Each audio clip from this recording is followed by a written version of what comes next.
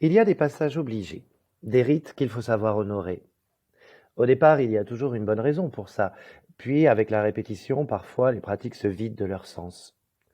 Parce qu'à force de systématisme hypnotique, ils rassurent comme une petite musique de nuit pour s'endormir. C'est le cas pour les vœux de début d'année. Alors, bien sûr, refuser de les souhaiter ne fait pas de vous un punk insoumis et rebelle, hein. Tout au plus, on va vous catégoriser comme iconoclaste et vous fustiger d'un sourire condescendant. Donc pas besoin d'en faire un cheval de bataille, ce ne serait pas bien glorieux. Et puis, ne pas les souhaiter, ce n'est pas très gentil. Néanmoins, en des circonstances comme les nôtres actuellement, où le début d'année est particulièrement chaotique et où un très léger sentiment d'épuisement se fait sentir chez les uns et les autres, il n'est pas simple d'être à propos dans la célèbre formulation de rigueur « Je te souhaite une très bonne année ». On ne pourrait pas en vouloir fondamentalement à la personne à qui vous venez de délivrer la messe si elle vous répond avec un sourire poli « Mange tes chaussures ». Cette année, on a tous rêvé quelque part de passer de décembre à février, voire directement en 2023, tellement les perspectives du moment sont réjouissantes. C'est pourtant bien là que les vœux devraient nous soutenir, non?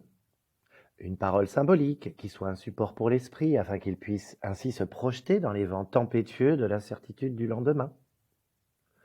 Mais alors, comment trouver les mots justes sans tomber dans les habituelles fadaises, les formules toutes faites, souvent impersonnelles, qui sonnent plus comme des jingles de pub qui loucheraient vers le développement personnel qu'une sollicitude solide vous invitant à une réflexion fertile sur vos perspectives du moment? On souhaite le meilleur parce qu'on n'ose pas le pire? Le meilleur pour les uns n'est pas le meilleur pour les autres.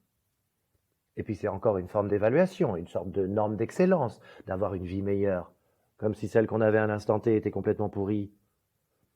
Le scénario du meilleur que vous plaquez sur celui qui, au passage, ne vous a rien demandé, se résume à une fiction hollywoodienne qui tout au plus vous vaudra un sourire de façade et qui parfois sonne comme une injonction parfois impossible à honorer. Vos beaux sentiments deviendraient soudain particulièrement anxiogènes pour l'autre, un comble pour des vœux. Que pouvons-nous bien nous souhaiter aujourd'hui? La bonne santé? C'est sympa pour les malades. L'amour? Celui qui restera célibataire en 22 vous remercie. L'argent?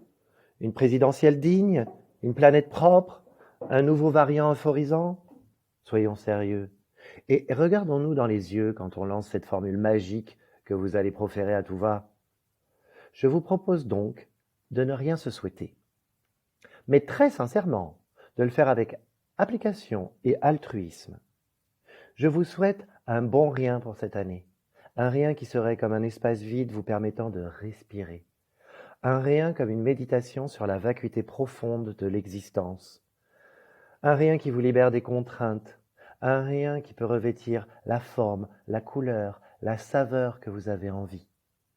Un rien rebelle qui viendrait faire la nique au trop, au toujours plein, au toujours plus, au toujours mieux.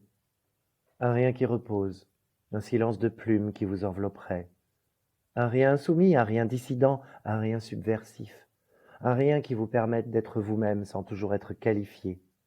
Un rien mystérieux, un rien qui ne sait rien. Voilà ce que vous souhaite la compagnie 29-27. Et on peut le dire, quand on vous souhaite nos vœux, c'est pas rien.